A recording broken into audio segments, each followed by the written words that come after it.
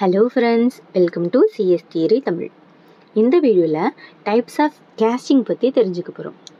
கேஸ்டிங்னா என்னென்னா, ஒரு சென்டர்லேருந்து ரிசீவருக்கு எத்தனை ரிசீவருக்கு ஒரு டேட்டா டிரான்ஸ்மிட் ஆகுது. நம்மளுடைய கம்ப்யூட்டர் நெட்வொர்க்கில் டேட்டா ஸ்ட்ரீமை பேக்கெட்ஸ் அப்படிங்கிற வார்த்தையில் சொல்லுவோம். பேக்கெட்ஸாக நம்மளுடைய டேட்டா ஒவ்வொரு சென்டர்லேருந்தும் ரிசீவருக்கு டிரான்ஸ்மிட் ஆகும். அப்படி ஒரு சென்டர்லேருந்து எத்தனை ரிசீவர் அந்த டேட்டாவை ரிசீவ் பண்ணிக்கிறாங்க அப்படின்னு சொல்லி தெரிஞ்சுக்கிறது தான் இந்த கேஸ்டிங். மொத்தம் 3 டைப் ஆஃப் கேஸ்டிங் இருக்குது. ஒன்று யூனிகாஸ்டிங், இன்னொன்று மல்டி கேஸ்டிங், இன்னொன்று ப்ராட்காஸ்டிங். யூனிகாஸ்டிங், அந்த யூனி அப்படிங்கிற வார்த்தையிலேருந்தே நம்ம தெரிஞ்சுக்கலாம். ஒரே ஒரு ரிசீவர், ஒரு சென்டர் டு ஒரே ஒரு ரிசீவருக்கு நம்மளுடைய டேட்டா பேக்கெட் டிரான்ஸ்மிட் ஆகுது அப்படின்னா அது யூனிகாஸ்டிங். நம்ம நெட்வொர்க்கில் இருக்கக்கூடிய ஒவ்வொரு சிஸ்டமுக்கும் ஒரு இண்டிவிஜுவல் யூனிக் அட்ரஸ் இருக்கும். அந்த அட்ரஸை தான் ஐபி அட்ரஸ் அப்படின்னு சொல்லுவோம். அது ஒரு 32 பிட் அட்ரஸாக இருக்கும்.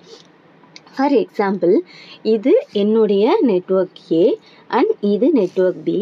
இப்போ இந்த சிஸ்டம்லேருந்து இந்த சென்டர் டு இந்த ரிசீவர் ஒரு மெசேஜ் டிரான்ஸ்மிட் ஆகுதுன்னா, ஃபார் எக்ஸாம்பிள் இந்த சிஸ்டத்தோட ஐபி அட்ரஸ் இதுவாக இருக்குது அண்ட் இந்த சிஸ்டத்தோட ஐபி அட்ரஸ் இதுவாக இருக்குது அப்படின்னா, இது சென்டர், இது ரிசீவர். இந்த ஐபிலேருந்து இந்த ஐபிக்கு நம்மளுடைய டேட்டா பேக்கெட் டிரான்ஸ்மிட் ஆகுது. நம்ம யூஸ்வலாகவே இந்த வார்த்தை பார்த்துருக்கோம்.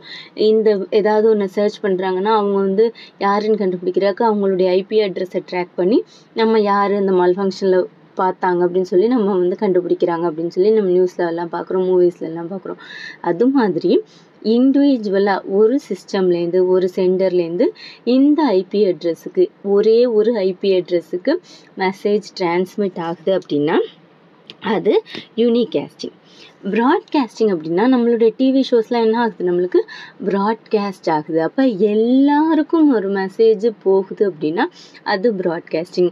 ப்ராட்காஸ்டிங்கில் 2 டைப் இருக்குது. ஒன்று லிமிட்டட் ப்ராட்காஸ்டிங், இன்னொன்று direct broadcasting.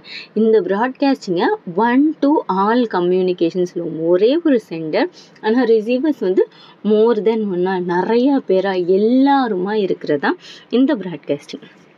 First limited broadcasting. Limited ப்ராட்காஸ்டிங்னா என்னென்னா, ஒரு சென்டர் அந்த நெட்வொர்க்கில் இருக்கக்கூடிய ரிசீவர்ஸ்க்கு மட்டும், அந்த நெட்வொர்க்கில் இருக்கக்கூடிய மற்ற எல்லா நோட்ஸுக்கும் டேட்டாவை டிரான்ஸ்மிட் பண்ணுறாங்க அப்படின்னா அது லிமிட்டட் ப்ராட்காஸ்டிங். அதாவது அந்த டிரான்ஸ்மிஷன், அந்த கம்யூனிகேஷன் அந்த நெட்வொர்க்குள்ளே மட்டும்தான் இருக்குது அப்படின்னா அது லிமிட்டட் ப்ராட்காஸ்டிங். நமக்கு ஆல்ரெடி தெரியும், ஒவ்வொரு சிஸ்டமுக்கும் நெட்வொர்க்கில் இருக்கக்கூடிய ஒவ்வொரு சிஸ்டமுக்கும் ஒவ்வொரு ஐபி அட்ரஸ் இருக்கும். இப்போது நான் நெட்வொர்க்கில் இருக்கக்கூடிய எல்லா சிஸ்டமுக்கும் நான் எல்லா நோட்ஸ்க்கும் நான் சேம் டேட்டாவை டிரான்ஸ்மிட் பண்ண போகிறேன். இப்போது நம்மளுடைய சென்டரில் டெஸ்டினேஷன் அட்ரஸாக இதை வைக்கணும். இது காம்படிட்டிவ் எக்ஸாமில் மேபி கேட்கலாம். 255.255.255.255.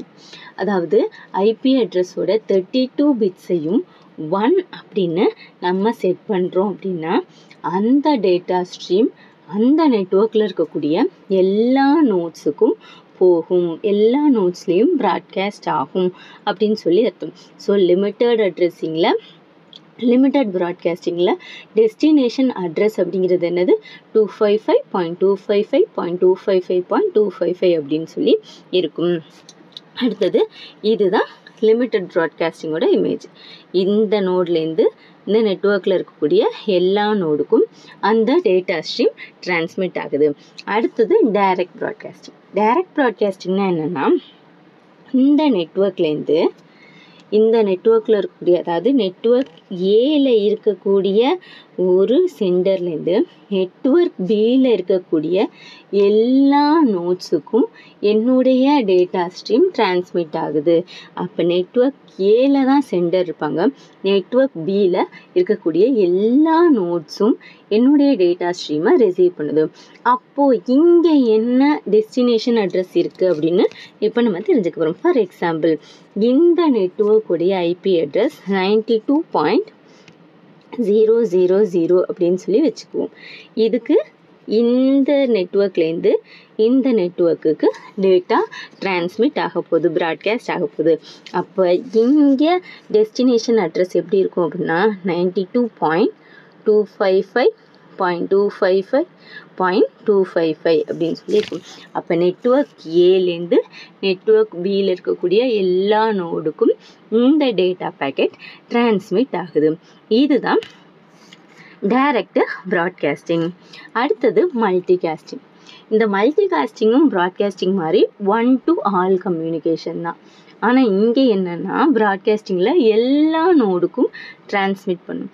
ஆனால் மல்டிகாஸ்டிங்கில் ஒரு பர்டிகுலர் குரூப்புக்கு மட்டும், பர்டிகுலர் நோடுக்கு மட்டும், பர்டிகுலர் குரூப் ஆஃப் நோட்ஸுக்கு மட்டும் டேட்டாவை டிரான்ஸ்மிட் பண்ணுறது தான் மல்டிகாஸ்டிங். ஃபார் எக்ஸாம்பிள் என்னென்னா, இப்போ நம்மளுடைய வாட்ஸ்அப்லேயே குரூப்ஸ் வச்சுருப்போம். சில மெசேஜ் இந்த குரூப்புக்கு மட்டும்தான். இப்போ ஸ்கூல் குரூப் மெயின்டைன் பண்ணுறோன்னா ஸ்கூல் குரூப் மெசேஜஸ் மட்டும்தான் அதில், அதுக்கு தகுந்த மெசேஜஸ் மட்டும்தான் அதில். அதே மாதிரி நம்மளுடைய ஒவ்வொரு இண்டிவிஜுவலும் தனித்தனியாக ஒரு குரூப் மெயின்டைன் பண்ணுவோம். அது மாதிரி ஒரு பர்டிகுலர் குரூப் ஆஃப் நோடுக்கு மட்டும் டேட்டாவை டிரான்ஸ்மிட் பண்ணுறோம் அப்படின்னா அது மல்டிகாஸ்டிங். ப்ராட்காஸ்டிங்னா எல்லா நோடுக்கும், மல்டிகாஸ்டிங்னா பர்டிகுலர் நோட்ஸுக்கு மட்டும் டேட்டாவை டிரான்ஸ்மிட் பண்ணால் அது மல்டிகாஸ்டிங்.